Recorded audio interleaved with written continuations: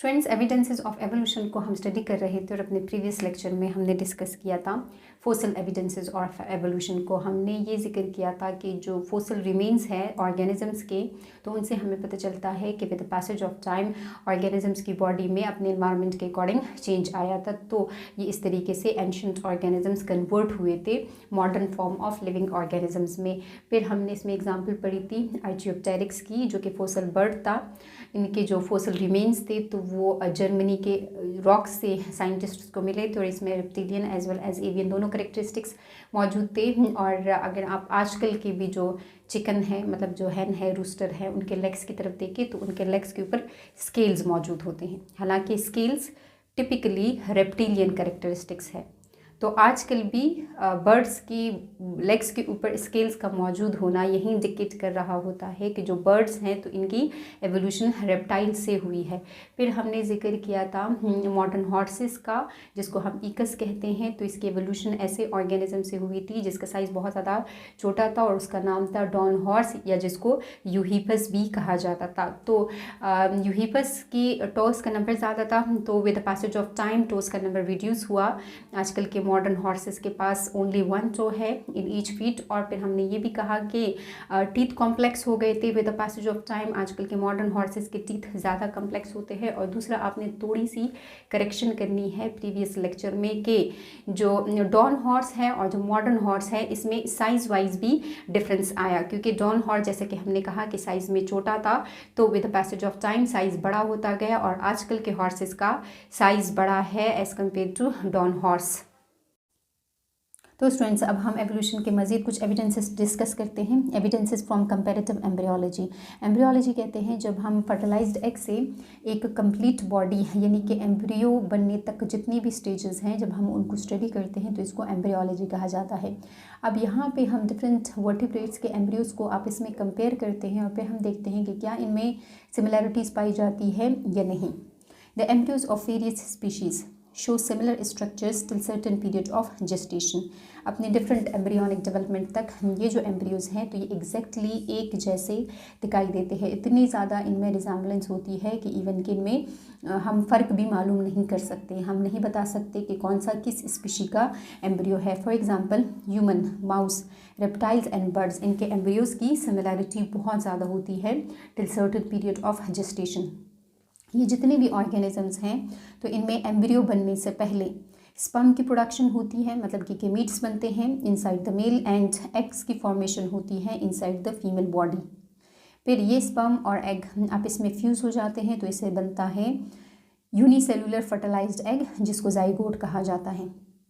तो इन सारे के सारे ऑर्गेनिजम्स में फिर इस जाइगोट के अंदर क्लीवेज डिवीजन स्टार्ट हो जाती है और इसे एक बॉल ऑफ सेल बनता है जिसको मॉडुला कहा जाता है। फिर इसमें मज़ीद क्लीवेज डिवीजन होती है तो इसे ब्लास्टुला बनता है और फिर ब्लास्टुला कन्वर्ट हो जाता है इनटू गेस्टुला। 3 लेयर्स बन जाती है और फिर इस 3 लेयर्स के अकॉर्डिंग डिफरेंट ऑर्गन्स की फॉर्मेशन होती है। तो ये जितनी भी स्टेजेस हैं ये इन सारे के सारे ऑर्गेनिजम्स में सेम होती है।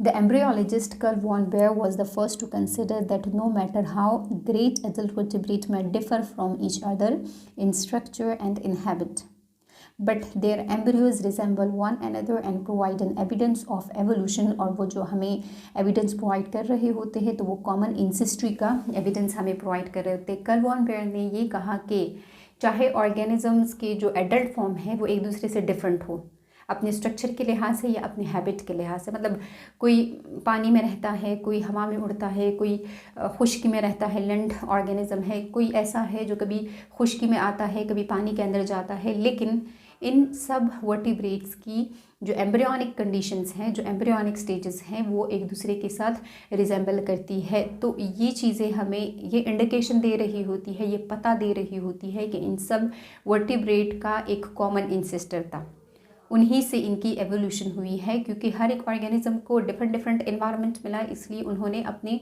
एनवायरनमेंट के अकॉर्डिंग अपने आप को अडाप्ट कर लिया था। लेकिन एम्ब्रियोज की डेवलपमेंटल स्टेजेस अभी भी सेम है सब वर्टिब्रेट ऑर्गेनिजम्स में। अब इसी एविडेंसेस ऑफ कंपैरेटिव एम्ब्रियोलॉजी में हम स्टडी करते हैं एक theory that is called as recapitulation theory or Baer law by von Baer. इस साइंटिस्ट के अकॉर्डिंग हम इसको बेयर लॉ बोलते हैं। या एक दूसरा साइंटिस्ट था जिसका नाम था अर्नेस्ट हीकल। तो अर्नेस्ट हीकल के अकॉर्डिंग हम इसको बायोजेनेटिक लॉ कहते हैं। According to this law, ontogeny मतलब कि एम्ब्रियोनिक डेवलपमेंट रिकैपिचुलेट फाइलोजेनी यानी कि एवोल्यूशनरी हिस्ट्री। इसका मतलब ये है कि the organism during its development repeats its ancestral history. Embryonic development के दौरान में ऑर्गेनिजम्स अपनी एंसेस्टर की हिस्ट्री को रिपीट कर रहे होते हैं, अपनी एवोल्यूशनरी हिस्ट्री को रिपीट कर रहे होते हैं। In development each individual tends to climb its own family tree. तो वो एक बेस पे मौजूद होता है, वो अपनी उसी पॉइंट पे मौजूद होता है जहाँ से उसके इंसिस्टर्स बने थे। जिस तरीके से उसके इंसिस्टर्स थे तो ये भी उन्हीं पॉइंट से अपनी शुरुआत करता है और फिर अपनी डेवलपमेंटल स्टेजेस में ट्री के ऊपर चढ़ता जाता है और ट्री से जिस तरीके से ब्रांचेस निकलती जाती है तो डिफरेंट ऑर्गेनिज्म उसी तरीके से एक दूसरे से रेडिएट होकर एक दूसरे से डिफरेंट हो जाते हैं और डिफरेंट स्पीशीज़ बन जाते हैं, डिफरेंट ऑर्गेनिजम्स बन जाते हैं।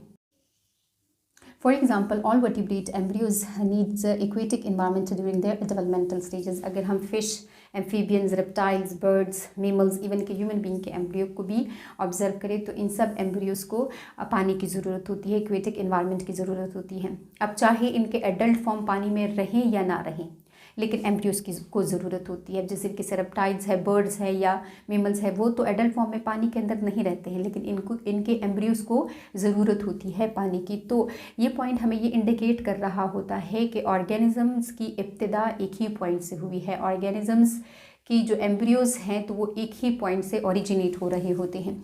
All have gill slits but only in fish and in larval amphibians they contribute to the development of gills. Gills तो एक्वेटिक ऑर्गेनिजम्स की करेक्टरिस्टिक होती है जो पानी के अंदर इनको रिस्पायरेशन में हेल्प कर रहे होते हैं। अब एक ऐसे ऑर्गेनिज्म के एम्ब्रियोज़ में गिल स्लिट्स का प्रेजेंट होना जो कि बाद में गिल्स को नहीं यूज़ करता हो, जो कि बाद में अपने एडल्ट फॉर्म में पानी के अंदर नहीं रहता हो, तो फिर ऐसे ऑर्गेनिज्म के एम्ब्रियोज़ में गिल स्लिट्स का क्या काम होता है? वो तो सिरे से फिर इन गिल स्लिट्स को कन्वर्ट ही नहीं करेंगे गिल्स में, लेकिन तमाम के तमाम एम्ब्रियोज़ में इन्हीं गिल स्लिट्स का प्रेजेंट होना हमें ये इंडिकेट कर रहा होता है कि ऑन्टोजेनी के दौरान में फाइलोजेनी रिपीट हो रही होती है और ह्यूमन बीइंग के एडल्ट फॉर्म में फिर यही गिल स्लिट्स कन्वर्ट हो जाते हैं एयर कैनाल में या डिफरेंट स्ट्रक्चर्स में। In the development of frog there is a fish like tadpole stage. Frog के बारे में ये ख्याल किया जाता है कि इसकी एवोल्यूशन फिश से हुई है। तो जो फ्रॉग के लार्वल कंडीशंस हैं तो उसको हम टेडपोल बोलते हैं। तो टेडपोल और फिश की बहुत हद तक रिजेम्बलेंस होती है, इन दोनों में फ़र्क मालूम करना भी डिफ़िकल्ट हो जाता है। The embryonic tails in all species does not develop into a tail. मतलब सारे के सारे एम्ब्रियोज़ के पास टेल लाइक स्ट्रक्चर होता है, लेकिन ज़रूरी नहीं है कि हर एक ऑर्गेनिज्म की बॉडी में यही टेल लाइक स्ट्रक्चर टेल के अंदर कन्वर्ट हो जाए। In human it is reduce to coccyx or tail bone. और ह्यूमन में उनके एम्ब्रियोज़ में यही टेल लाइक स्ट्रक्चर फिर जब बॉडी कंप्लीट होती है तो ये कन्वर्ट हो जाता है कॉकिक्स वर्टिब्रो में या टेल बोन में। तो ये हमने उन एग्जांपल्स को स्टडी किया कि एम्ब्रियोज़ में ऐसे कैरेक्टरिस्टिक्स मौजूद होते हैं जिनमें तमाम के तमाम वर्टिब्रेट्स में सिमिलैरिटीज़ पाई जाती है, लेकिन फिर इनकी जो एडल्ट बॉडी फॉर्म है तो वो एक दूसरे से डिफरेंट हो जाती हैं अपनी इन्वायरमेंट के अकॉर्डिंग। तो ये हमने स्टडी किया एविडेंसेस फ्रॉम कंपैरेटिव एम्ब्रियोलॉजी को। हमने ये कहा कि जो वर्टिब्रेट्स के एम्ब्रियोज़ हैं तो ये बहुत हद तक एक दूसरे के साथ सिमिलैरिटी रखते हैं till certain period of gestation. तमाम वर्टिब्रेट्स में सबसे पहले गेमेटोजेनेसिस का प्रोसेस होगा, मेल और फीमेल गेमीट्स बनेंगे। जब ये बन जाएंगे तो फिर आपस में फ्यूज़ हो जाएंगे, इससे जाइगोट बनेगा। जाइगोट में क्लीवेज डिवीजन होगी और उसके रिजल्ट में मोरूला बनेगा। फिर मोरूला से ब्लास्टूला और फिर ब्लास्टूला से गेस्ट्रूला बन जाएगा। तो जो गेस्ट्रूला है इसमें सेल्स अपने आप को 3 लेयर्स की सूरत में अरेंज कर देते हैं और फिर उन लेयर्स से डिफरेंट ऑर्गन्स की फॉर्मेशन होती है। कार्ल वॉन बेयर वो फर्स्ट साइंटिस्ट थे जिन्होंने ये कहा था कि चाहे एडल्ट वर्टिब्रेट्स एक दूसरे से डिफरेंट ही क्यों ना हो, लेकिन इनकी जो एम्ब्रियोनिक कंडीशंस है, एम्ब्रियोनिक डेवलपमेंट है, तो वो हमेशा एक जैसे ही होती है और ये हमें पता दे रहे होते हैं कॉमन इंसेस्ट्री का। फिर हमने स्टडी किया रिकैपिचुलेशन थ्योरी और बायोजेनेटिक लॉ, जिसमें हमने ये कहा कि एम्ब्रियोनिक डेवलपमेंट के दौरान में एवोल्यूशनरी हिस्ट्री रिपीट हो रही होती है। और इसके एग्जांपल्स में हमने स्टडी किया कि fish, amphibians, reptiles, birds, mammals और ह्यूमन बीइंग के एम्ब्रियोज को एक्वेटिक मीडियम चाहिए होता है, और तमाम के तमाम वर्टिब्रेट्स के एम्ब्रियोज के पास गिल स्लिट्स मौजूद होते हैं। गिल स्लिट्स कहते हैं इस नेक वाले रीजन में छोटे छोटे सुराख को, लेकिन सारे के सारे वर्टिब्रेट्स के बॉडीज़ में यही गिल स्लिट्स कन्वर्ट नहीं हो जाते हैं into proper functional gills.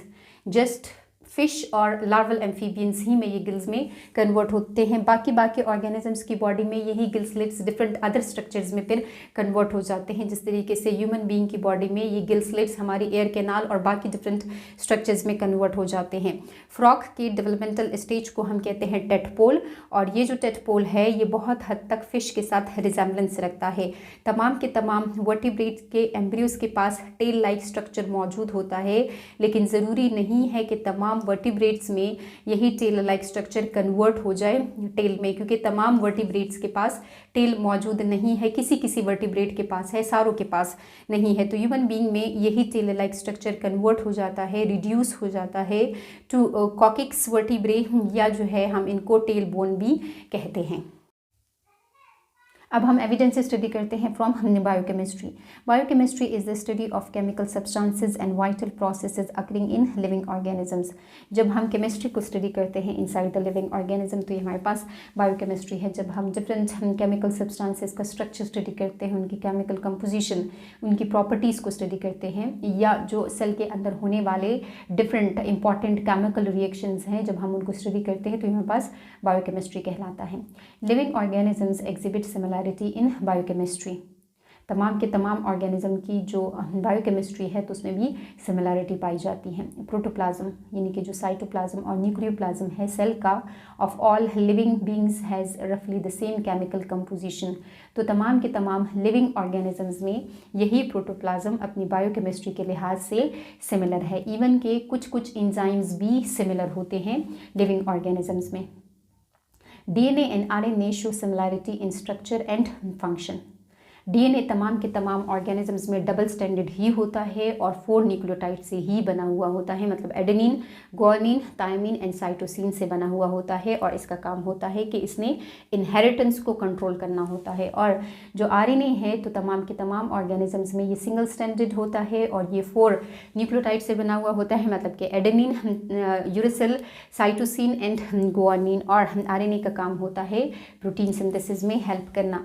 The process of protein synthesis is identical.